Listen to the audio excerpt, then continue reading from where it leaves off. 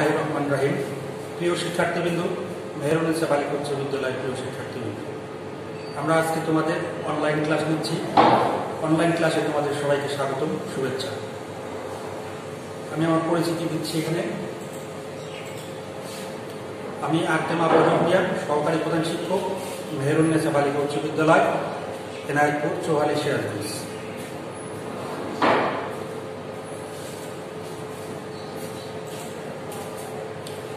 প্রিয় শিক্ষার্থীবৃন্দ, আমি তোমাদের আজকে নবম দশম শ্রেণীর ভূগোল বিষয়ের ক্লাস নেব।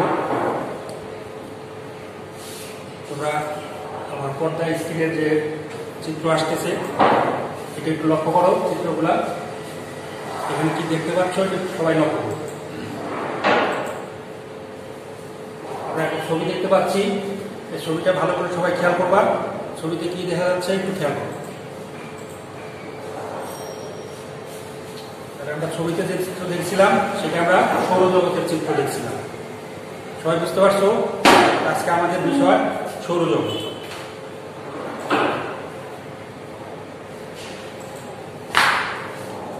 আমরা এই সৌরজগৎ বিষয়টা যদি আমরা এই অধ্যায়টা ক্লাস করি তাহলে আমরা কি কি বিষয় জানতে পারবো।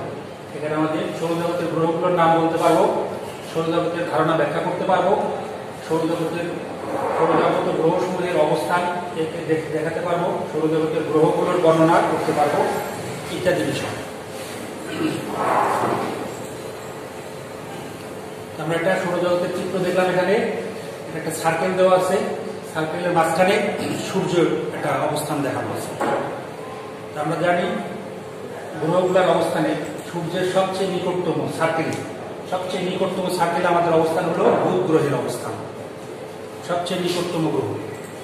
এরপরে দ্বিতীয় সার্কেলে আছে আমাদের সৌরজগতের দ্বিতীয় সার্কেলে আমরা দেখি এখানে শুক্র গ্রহের অবস্থান আছে। এই গ্রহগুলো আমরা যেহেতু আমরা জানি বর্তমানে গ্রহের অবস্থান 8টি। আমাদের তৃতীয় সার্কেলে অবস্থান আছে পৃথিবী। আমরা যেখানে বসবাস করি, আমাদের বসবাসের স্থান এটা হলো পৃথিবী। আমাদের সৌরজগৎ থেকে তৃতীয় সার্কেল, সূর্য থেকে তৃতীয় সার্কেলে আছে অবস্থানটা। আমরা নেক্সট দেখব চতুর্থ অবস্থান আছে মঙ্গলের অবস্থান। এবং মঙ্গলের অবস্থান এখানে একটু কালার দেখানো আছে, দেখবা তোমরা লাল কালারের, কারণ মঙ্গলের আকাশ অবস্থানটা লাল কালারের। আমাদের পৃথিবীর অবস্থান হলো নীল কালার আর মঙ্গলের অবস্থানটা লাল কালার। আমরা নেক্সট দেখতেছি এখানে বৃহস্পতি গ্রহের অবস্থান। তারপরে আছে আমাদের শনি গ্রহের অবস্থান। তারপরে আছে আমাদের ইউরেনাস। এরপরে শেষ সার্কেলে আছে আমাদের নেপচুন। এই হলো পৃথিবী, মানে সৌরজগতের 8টি গ্রহ আছে, 8টি গ্রহের অবস্থান। আমরা মাঝখানে আমরা পাচ্ছি সূর্য, তারপরে আমাদের প্রথম সার্কেলে আছে বুধ, তারপরে শুক্র, পৃথিবী, মঙ্গল, বৃহস্পতি, শনি, ইউরেনাস, নেপচুন। এই 8টি গ্রহ আমাদের অবস্থান আছে। গ্রহগুলা সূর্যের চারপাশে সর্বক্ষণিক প্রদক্ষিণ করতেছে, আমরা এটা জানি। আমরা এই প্রদক্ষিণ করাটা একটু দেখে নেব কিভাবে প্রদক্ষিণ করে। যেহেতু আমরা পৃথিবী নিয়ে আলোচনা করব, পৃথিবীর অবস্থানটা একটু দেখে নেই। সূর্য থেকে পৃথিবীর দূরত্ব কতটুকু? এটা 15 কোটি কিলোমিটার। সূর্যের থেকে আমাদের পৃথিবীর অবস্থান 15 কোটি কিলোমিটার। সূর্য সৌরজগতের সকল গ্রহ উপগ্রহ নিয়ন্ত্রক হলো সূর্য। সূর্য একটি নক্ষত্র, আমরা এখানে বলতে পারি সূর্য একটি নক্ষত্র।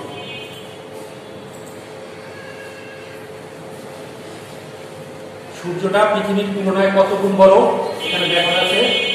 সূর্যটা আমাদের পৃথিবীর তুলনায় 13 লক্ষ গুণ বড়। এটা আমরা অবস্থান করতে পারবো। গ্রহটা কি আমরা এখান থেকে দেখে নেব। মহাকর্ষ বলের প্রভাবে মহাকাশে কতগুলো জ্যোতিষ্ক সূর্যের চারদিকে নির্দিষ্ট সময়ে নির্দিষ্ট কক্ষপথে পরিক্রমণ করছে, এদের গ্রহ বলা হয়। গ্রহের নিজস্ব আলো ও তাপ নাই। আমরা এটা খেয়াল রাখবো, যেহেতু আমাদের এমসিকিউ প্রশ্ন হয়, এমসিকিউ প্রশ্নতে এসব প্রশ্নগুলো আসবে। যেমন গ্রহের নিজস্ব আলো ও তাপ নেই।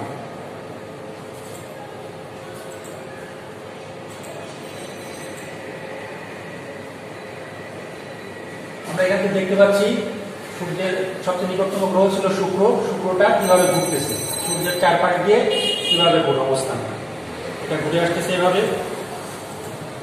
এরপরে আমরা দেখলাম যে পৃথিবী সহকারে ঘুরতেছে। প্রত্যেকটা গ্রহ সকল সময় কিভাবে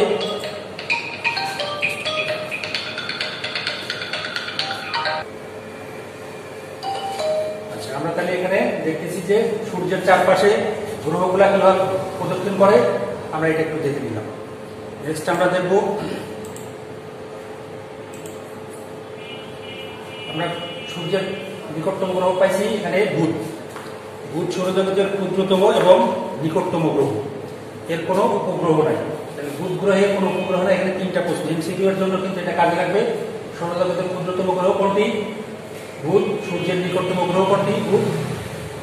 বুধের কোনো উপগ্রহ নেই। তাহলে আমরা এখান থেকে ক্লিয়ার তিনটা প্রশ্ন পাইলাম। যদি এমসিকিউ প্রশ্ন হয় আমরা এখান থেকে উত্তর দিতে পারবো। প্রিয় শিক্ষার্থীবৃন্দ, বুধ গ্রহের ব্যাস, ব্যাস বলতে আমরা বুঝি এটা বৃত্তের কেন্দ্র বরাবর আড়াআড়ি এক প্রান্ত থেকে আর এক প্রান্ত, এটাই হলো ব্যাস। তাহলে আমাদের বুধ গ্রহের ব্যাস আছে 4850 কিলোমিটার। বুধ গ্রহ সূর্যকে একবার প্রদক্ষিণ করতে আমাদের সময় লাগে কত? 88 দিন। এখানে আমাদের এক থেকে শুরু করে পুরা সূর্যকে একবার ঘুরে আসতে 88 দিন। তাহলে আমরা এখান থেকে বুঝতে পারছি বুধ গ্রহের বছর হলো 88 দিনের বছর।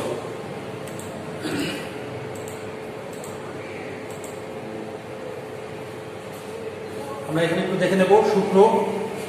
সূর্য থেকে দূরত্বের দিক দিয়ে শুক্রের অবস্থান দ্বিতীয় এবং এটি পৃথিবীর নিকটতম গ্রহ। একে সন্ধ্যায় পশ্চিম আকাশে সন্ধ্যা তারা এবং ভোরের পূর্ব আকাশে সূর্যতারা রূপে দেখতে পাওয়া যায়। দেখতে পাই এই গ্রহের একটি বায়ুমণ্ডল আছে, কিন্তু এতে অক্সিজেন নেই। কার্বন ডাই অক্সাইড গ্যাসের পরিমাণ প্রায় 96 ভাগ।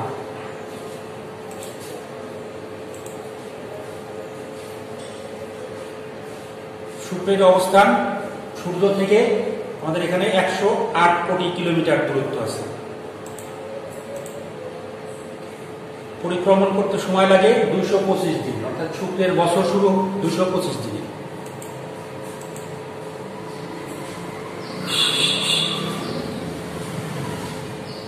আমরা এখানে একটা অবস্থান দেখতেছি যে শুক্র থেকে পৃথিবীর দূরত্ব, এটার দূরত্ব কত? 4.3 কোটি কিলোমিটার।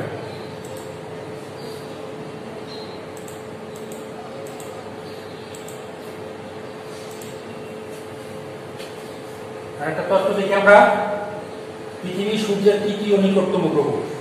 পৃথিবীর আয়তন কত আছে? 5 কোটি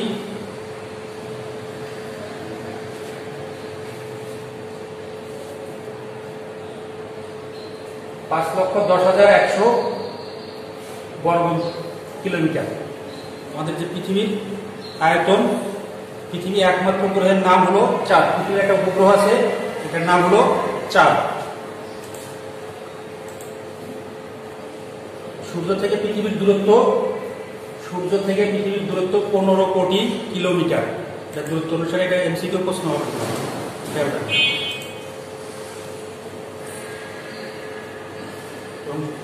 পৃথিবীর সূর্যকে প্রদক্ষিণ করতে সময় লাগে কত? 365 দিন 5 ঘন্টা 48 মিনিট 47 সেকেন্ড। এই যে বাড়তি সময় আছে 365 দিন, আমাদের 1 বছর ধরা হয়। এই বাড়তি সময়টুকু আমাদের 4 বছর যখন পার হয়ে যায়, 4 বছর এই সময়টুকু যোগ করে একটা দিন বাড়তি করে আমাদের লিপ ইয়ার বছর পালন করা হয়, যেটা ফেব্রুয়ারি মাসে প্রতি 4 বছর পর পর একদিন বৃদ্ধি পায়। এখানে এই সময়টার জন্য আমরা এটা বৃদ্ধি করে দিতে পারছি।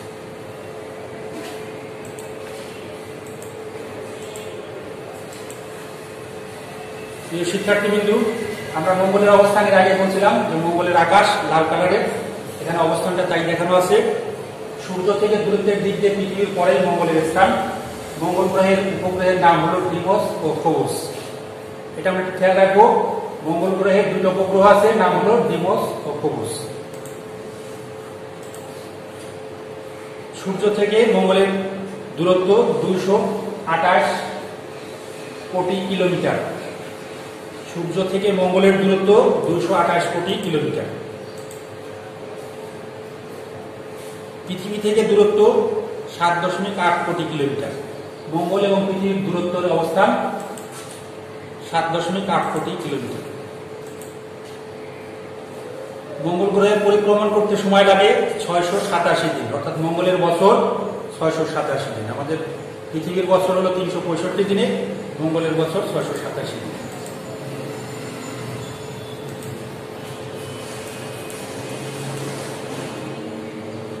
এখানে অবস্থান দেখে নেব। বৃহস্পতি সৌরজগতের সর্ববৃহৎ গ্রহের নাম বৃহস্পতি। সূর্য থেকে এই গ্রহের অবস্থান 5ম স্থানে। এর 16টি উপগ্রহ আছে। তাহলে আমরা দেখলাম সবচেয়ে সৌরজগতের বৃহত্তম গ্রহের নাম হলো বৃহস্পতি। এই গ্রহের উপগ্রহ কতটি? 16টি।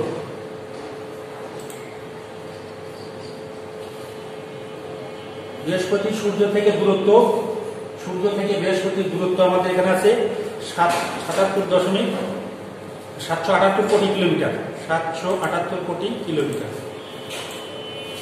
পরিক্রমণ করতে সময় লাগে 12 বছর, অর্থাৎ আমাদের পৃথিবীর যে সময় তার 12 গুণ সময় লাগে। অর্থাৎ বৃহস্পতি বছর মানে আমাদের 12 বছরের সময়। শনি সৌরজগতের দ্বিতীয় বৃহত্তম গ্রহ। বৃহত্তম গ্রহ ছিল বৃহস্পতি, আর শনিটা হলো দ্বিতীয় বৃহত্তম, মানে বৃহস্পতির থেকে একটু ছোট। শনি পৃথিবী থেকে প্রায় 9 গুণ বড় এবং খালি চোখে এটি দেখা যায় না, খালি এটি দেখা যায় 9 গুণ বড় এবং এটি খালি চোখে দেখা যায়। শনি 22টি উপগ্রহের মধ্যে ক্যাপিটাস, এথিস, গোয়ার, টাইটান এগুলো হলো উপগ্রহ। তাহলে আমাদের শনির উপগ্রহ আছে কতটি? 22টি। এর মধ্যে আমরা উল্লেখযোগ্য উপগ্রহগুলোর নাম আমরা এখানে দেখলাম, ক্যাপিটাস, এথিস, গোয়ার, টাইটান।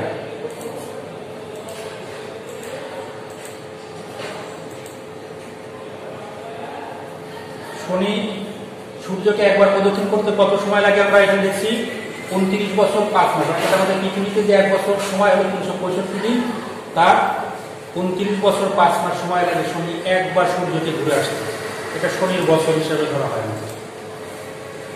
এবং সূর্য থেকে শনির দূরত্ব 143 কোটি কিলোমিটার।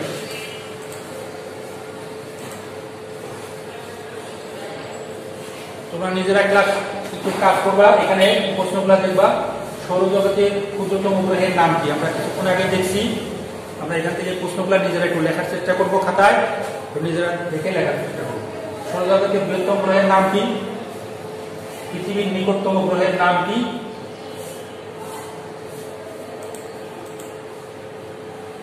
এরপরে আমরা কিছু কাজ দলীয় ভাবে করবো, 2 জন অথবা 3 জন মিলে কাজগুলো করবো। এই প্রশ্নগুলোর উত্তর এখানে কি লেখা আছে?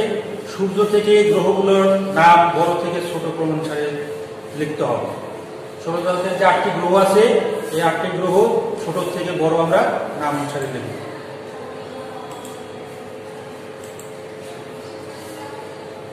তোমরা কিছু বাড়িতে কাজ করবা নিজেরা। এখানে সৌরজগতের চিত্র আঁকতে হবে।